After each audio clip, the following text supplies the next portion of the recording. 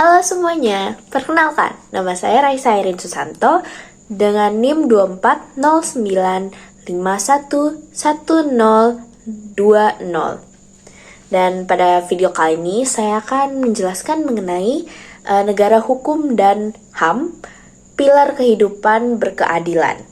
Saya juga akan menjelaskan mengenai salah satu kasus yang berkaitan dengan HAM. Baik, let's get to it. Jadi, judulnya itu adalah Negara Hukum dan HAM, Pilar Kehidupan Berkeadilan.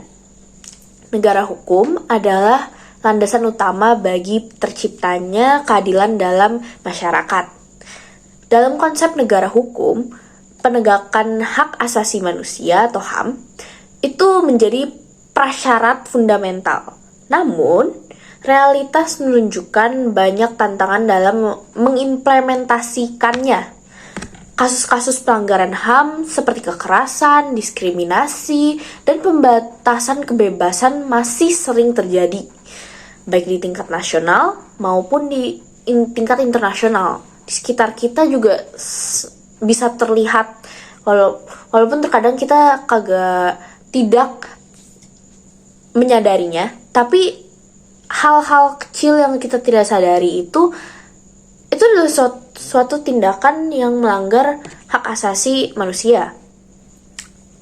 Kondisi ini juga menimbulkan pertanyaan tentang bagaimana negara hukum dapat berfungsi secara optimal untuk menjamin perlindungan HAM bagi setiap warganya. Kalau hal-hal kecil saja terkadang kita tidak menyadarinya.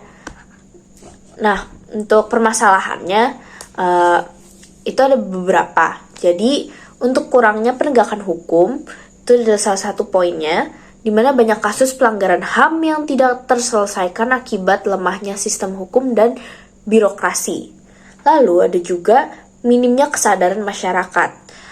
Sebagian masyarakat belum memahami pentingnya hak asasi manusia atau HAM, sehingga pelanggaran sering dianggap hal yang biasa. Intervensi politik, di mana campur tangan politik seringkali menghambat proses penegakan hukum, terutama dalam kasus yang melibatkan pihak-pihak berkepentingan. Itu biasanya yang dimana pelakunya adalah salah satu anggota dari bidang politik tersebut. Jadi seringkali ditutup-tutupi. Jadi ya penegakan hak asasi manusianya di mana kalau ditutupi seperti itu? Di situ ada permainan kuasa ya.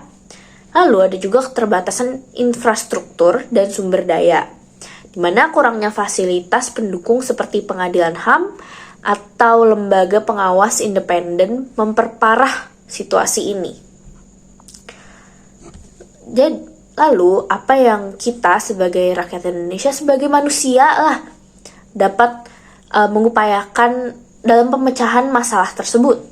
Jadi kita itu bisa penguatan sistem hukum, menguatkan sistem hukum negara kita terutama, di mana meningkatkan kapasitas aparat penegak hukum melalui pelatihan khusus terkait HAM, menerapkan sanksi tegas terhadap pelaku pelanggaran tanpa pandang bulu. Jadi di sini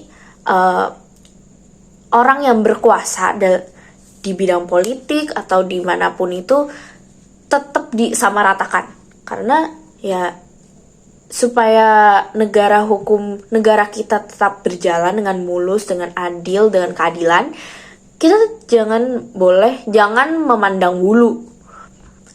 Lalu kita juga bisa mengedukasi masyarakat, di mana mengadakan kampanye kesadaran HAM, hak asasi manusia melalui media sosial, seminar, dan juga program televisi. Itu bisa membantu mengedukasi masyarakat yang masih kebingungan atau yang masih belum mengetahui banyak. Memasukkan materi mengenai hak asasi manusia dan dalam kurikulum pendidikan formal sejak dini juga membantu dalam mengedukasi masyarakat. Kita harus mendidik dari kecil guys, dari sekolah, dari SD lah minimal. Lalu, kita juga perlu memperkuat lembaga pengawas, di mana memberikan kewenangan lebih besar kepada Komisi Nasional Hak Asasi Manusia atau Komnas HAM untuk melakukan investigasi. Dan juga membangun pengadilan khusus HAM di setiap wilayah untuk mempercepat penyelesaian kasus. Jadi, yang di daerahnya tidak ada pengadilan khusus HAM-nya itu bisa ke tempat di sekitar wilayahnya, kagak perlu jauh-jauh untuk mendapatkan hak mereka. Lalu kita juga bisa kerjasama internasional, melibatkan organisasi internasional seperti PBB dalam membantu memantau dan menegakkan HAM di tingkat nasional. Mengadopsi praktik terbaik dari negara-negara lain yang sukses dalam penegakan HAM.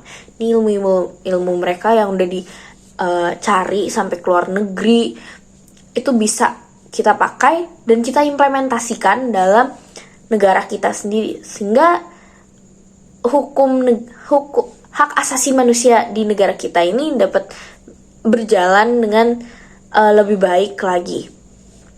Nah, untuk salah satu contoh kasusnya itu adalah salah satu contoh kasus pelanggaran HAM yang juga mendapatkan perhatian besar pada masanya, itu peristiwa tragedi Semanggi I di tahun 1998. Nah, di peristiwa ini terjadi pada masa transisi demokrasi di Indonesia, ketika masyarakat tengah berusaha melepaskan diri dari cengkraman otoritarianisme Orde Baru. Demonstrasi mahasiswa yang digelar pada 11 sampai 13 November 1998 di Jakarta bertujuan untuk menolak sidang istimewa MPR yang dianggap dapat mengembalikan kekuasaan otoriter dengan memberdayakan kembali struktur militer dalam pemerintahan. Ribuan mahasiswa dari berbagai universitas turun ke jalan menyuarakan tuntutan mereka. Demonstrasi ini awalnya berlangsung damai, namun memanas akibat tindakan represif aparat keamanan. Aparat menggunakan kekerasan fisik, gas air mata, dan peluru tajam untuk membubarkan massa. Akibatnya, bentrokan tidak terhindarkan, yang menyebabkan setidaknya sekitar 17 orang yang tewas, dan juga puluhan yang lainnya luka berat, dan juga ada sekitar ratusan orang mengalami trauma secara psikologis. Korban tewas termasuk 2 mahasiswa Universitas Atmajaya Jakarta, yang bernama Bernardinus Realino Norma Irmawan, atau dia sering dipanggil oleh temannya Wawan, dan juga Hendriawan C. Wawan ini ditembak saat mencoba membantu temannya yang terluka loh.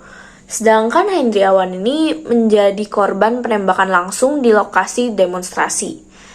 Jadi kesian juga ya, si Wawan udah lagi pengen membantu temannya, tapi malah dia menjadi korban.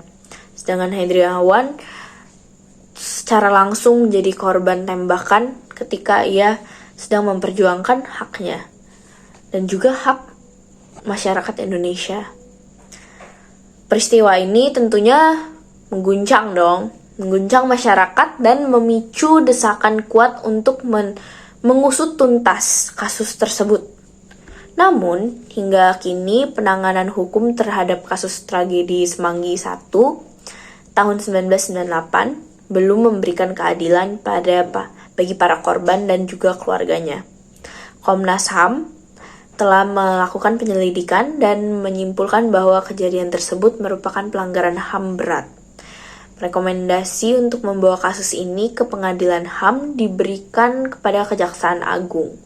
Sayangnya, proses hukum terhenti karena kurangnya dukungan politik dan birokrasi yang kompleks. Tragedi Semanggi I menjadi cerminan nyata dari lemahnya sistem penegakan hukum di Indonesia, khususnya dalam menangani pelanggaran HAM. Kasus ini juga menyoroti pentingnya reformasi struktural di lembaga keamanan, peradilan, dan juga pemerintahan agar hak asasi manusia benar-benar dijunjung tinggi.